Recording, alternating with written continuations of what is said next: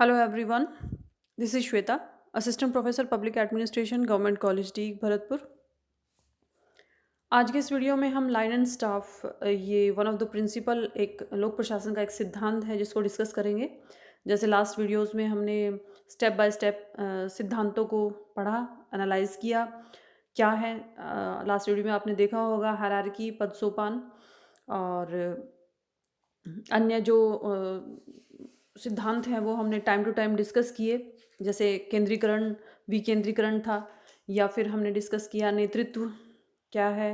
उसके बाद हमने प्रत्यायोजन भी किया डिस्कस। आज इसी श्रृंखला में हम लाइन एंड स्टाफ, सूत्र और स्टाफ क्या है, क्या अभिकरण है, ये उनके बारे में डिस्कस करेंगे।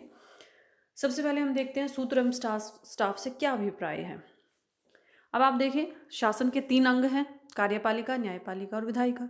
विधायिका जैसा हम सभी जानते हैं व्यवस्थापिका, जो कानूनों का, नियमों का निर्माण करती है, यानी लॉ मेकिंग। कार्यपालिका उन कानूनों को मूर्त रूप दिलवाती है प्रशासन के थ्रू। और न्यायपालिका न्याय की व्यवस्था करती है। अगर कोई कानून ऐसा बना दिया गया है सरकार के द्वारा जो जनता के हित में नहीं है, जनता को कोई ऑब्जेक्शन है, तो न्यायपालिका की भूमिका सामने आती है।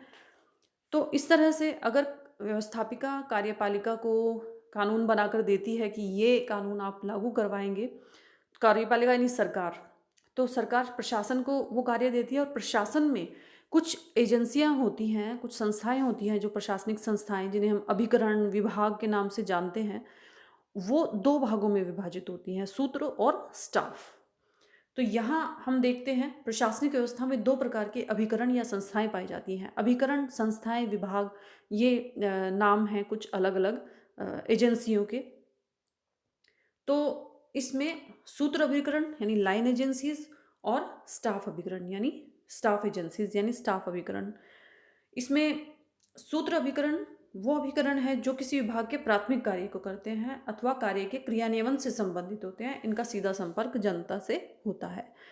दूसरा, स्टाफ अभिकरण से अभिप्राय उन एजेंसीज से है जो सूत्र के कार्यों को पूरा करने के लिए आवश्यक आंकड़े, परामर्श, सलाह इत्यादि देते हैं। वे नीतियों के क्रियान्वयन को उचित प्रकार से हो सके उसमें हेल्प करते हैं, यानी सीधे तौर पर ये जनता से संपर्क में नहीं आते।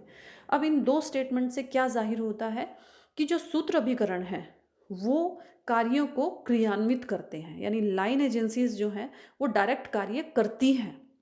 और जो स्टाफ एजेंसी है, जैसे हम स्टाफ, हमने काफ़ी बार सुना भी है नाम, वो क्या करती हैं, वो फील्ड वर्क ना करके, यानी डायरेक्ट जनता से संपर्क ना करके कार्यों को क्रियान्वित कराने के लिए लाइन एजेंसी जो है, सूत्र एजेंसी जो है, उनकी हेल्प करती हैं डेटा मुहैया करा के, यानी आंकड़े दे करके, उन्हें किसी विषय पर सलाह दे करके, या फिर कोई अन्य किसी प्रकार की ऐसी हेल्प करके जो इनडायरेक्ट उस नीति को क्रियान्वित करने में हेल्पफुल होती है।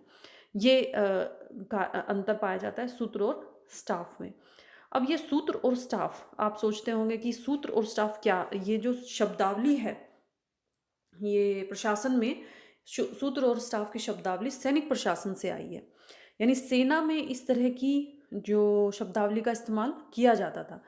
इसमें सूत्र इकाई में वो अधिकारी या कर्मचारी आते थे जो युद्ध के मैदान में जाते थे या सेना को डायरेक्ट आदेश देते थे, उनका संचालन करते थे और नेतृत्व करते थे, यानी जो युद्ध के मैदान से संबंधित हैं। और स्टाफ में वो कर्मचारी या अधिकारी आते थे जो डायरेक्ट नहीं जाते, युद्धरत सेना के लिए, युद्ध में जो सेना है उसके लिए दवाइयाँ, हथियार, गोला बारूद, खाना पीना, उनकी आंकड़े, उन किसी तरह के उनको चाहिए, उन उन सेवाओं की व्यवस्था करना, यानी कोई डाक है उनके लिए, कोई अखबार पत्रिका, इस तरह की जो प्रबंध हैं वो स्टाफ इकाई द्वारा किए जाते थे। यानी स्टाफ इकाइयाँ स्वतः युद्ध को नहीं लड़ती, लेकिन सेना के मुख्य उद्देश्य की प्राप्ति के लिए, मुख्य उद्देश्य क्या था सेना का, युद्ध में विजय प्राप्त करना, उसमें अप्रत्यक्ष रूप से उनकी सहायक होती है। यानी इनकी सहायता के बिना सैनिक युद्ध नहीं लड़ सकते, क्योंकि अगर भोजन की व्यवस्था नहीं है, दवाइयों की व्यवस्था नहीं है, हथियार गोला बारूद की व्यवस्था नहीं है तो युद्ध नहीं लड़ा। इसलिए ये जो शब्दावली है वो सैनिक प्रशासन से आई, सूत्र और स्टाफ की, जिसे लाइन एंड स्टाफ कहा जाता है। तो ये बेसिक अंतर था सूत्र और स्टाफ में। अब हम बात करते हैं एक पॉइंट वाइज दोनों में क्या डिफरेंस है, सूत्र में और स्टाफ में, यानी लाइन एजेंसी और स्टाफ एजेंसी में। सबसे पहले हम दोनों को इकट्ठे देखते हैं, स्टाफ और लाइन एजेंसीज क्या हैं। तो यहाँ पर सूत्र एक कार्यकारी होती है, यह कार्य के निष्पादन से सीधे रूप से संबंधित रहती है। वहीं स्टाफ का संबंध जो होता है वो परामर्श देने से या नियोजन से है, यानी प्लानिंग से है। फिर सूत्र में प्रशासन की नीतियों को लागू करती है, ये जनता से सीधा संपर्क होता है। वहीं स्टाफ का मुख्य कार्य नीतियों के निर्माण से संबंधित सहायता प्रदान करना है, सहायता भी आंकड़ों के रूप में या किसी भी तरह की उनके उद्देश्य की प्राप्ति में वो किसी तरह जो सहायता करती हैं उनमें। सूत्र कार्य साध्य है, यानी कि जो लक्ष्य हमने बनाया है, यानी जो कार्य करना है वो सूत्र के द्वारा संपन्न किया जाता है। और स्टाफ कार्य साधन है, यानी कार्य करने का साधन है स्टाफ, वो साधन मुहैया कराती है।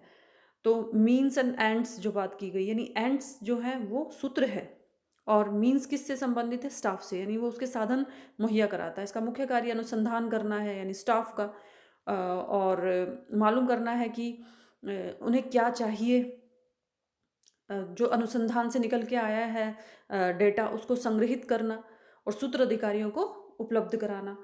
फिर पॉइंट आता है कि सूत्र स्वयं निर्णय लेते हैं और आदेश देते हैं, क्योंकि सूत्र सीधे जो सूत्र अभिकरण हैं, विभाग हैं, वो सीधे रूप से किससे संबंधित है, कार्य के निष्पादन से, इम्प्लीमेंट करने से। तो वो सीधे आदेश देते हैं अपने जो अधिकारी हैं सूत्र के, वो अपने कर्मचारियों को, अपने अधीनस्थों को कार्य करने के लिए। लेकिन स्टाफ कार्य को अप्रत्यक्ष रूप से हेल्प करता है करवाने में। तो जो ये स्टाफ है वो निर्णय लेने के लिए भूमिका तैयार करते हैं कि जो सूत्र एजेंसीज हैं वो कैसे निर्णय लें। तो ये एक संस्थागत एजेंसी कही जाती है और सूत्र एक कार्यकारी एजेंसी कही जाती है। तो ये एक बेसिक अंतर पाया जाता है, यानी मुख्य रूप से समझने की बात है कि सूत्र का कर्तव्य लक्ष्य को प्राप्त करने से है और स्टाफ का कर्तव्य सूत्र को लक्ष्य प्राप्त करवाने से है। नेक्स्ट, अब आप उदाहरण देखेंगे तो आपको समझ में आएगा कि इन दोनों के बीच क्या अंतर है। सूत्र एजेंसियां कौन सी हैं भारत में?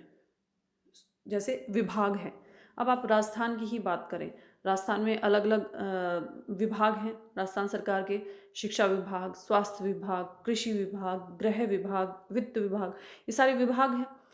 इन विभागों को सूत्र एजेंसी कहा जाता है। हालांकि सेंटर में जो वित्त विभाग है वो स्टाफ एजेंसी में आता है, क्योंकि वो डायरेक्ट किसी कार्य को नहीं करता, वो कार्य करवाता है।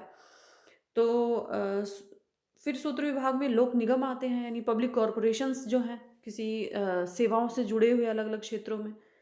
फिर है शिक्षा विभाग, गृह विभाग इत्यादि, ये विभाग के उदाहरण हैं। सरकारी कंपनियां, ये भी सूत्र के एक उदाहरण के रूप में आती हैं। हमने पढ़ा था कभी, एक थर्ड ईयर का टॉपिक है, आप थर्ड ईयर में पढ़ेंगे उसे, इंडिपेंडेंट रेगुलेटरी कमीशंस, स्वायत्त नियामक आयोग जो यूएसए में है, वो भी एक सूत्र अभिकरणों का उदाहरण है जो कि इंडिया में नहीं पाया जाता है।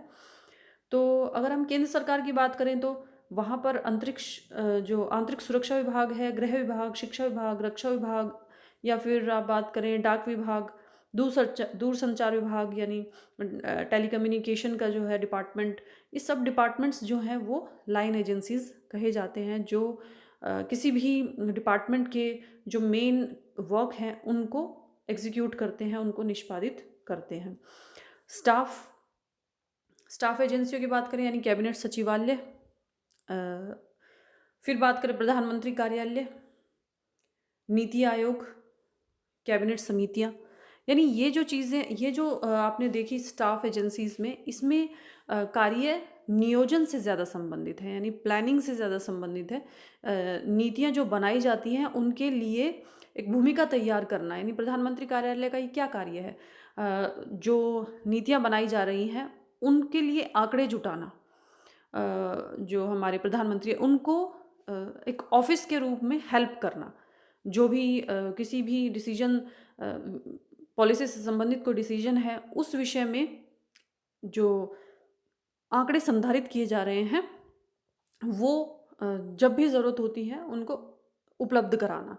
तो अप्रत्यक्ष रूप से कार्यों को क्रियान्वित करने में हेल्प करते हैं स्टाफ एजेंसीज जैसे प्रोफेसर जो वाइट हैं, उन्होंने कहा स्टाफ उच्च श्रेणी के पदाधिकारियों को परामर्श देने वाला एक अभिकरण है जिसकी कोई क्रियात्मक जिम्मेदारी नहीं होती। यानी वो परामर्श देता है, जो आंकड़े उसके पास हैं किसी विषय से संबंधित उस रूप में या अन्य किसी रूप में, लेकिन उसकी कोई क्रियात्मक जिम्मेदारी है उसे नहीं होती, उसे किसी कार्य को खुद नहीं करना होता। यानी कोई भी पॉलिसी है उसे इम्प्लीमेंट नहीं करना होता, बल्कि इम्प्लीमेंट करने में हेल्प करनी होती है। क्योंकि जो स्टाफ है वो कार्यपालिका के व्यक्तित्व का विस्तार है। मूने ने भी ऐसा कहा। यानी इसका अर्थ क्या है स्टाफ का? अधिक आंखें, अधिक कान, अधिक हाथ। यानी जो कार्यपालिका या सरकार है उसके आंखें, कान और हाथ के रूप में ये कार्य करता है। तो ये स्टाफ और सूत्र एजेंसियों का मुख्य अंतर है। इससे आगे हम नेक्स्ट वीडियो में करेंगे इसी टॉपिक को और डिटेल में। आज के लिए इतना ही। Thank you.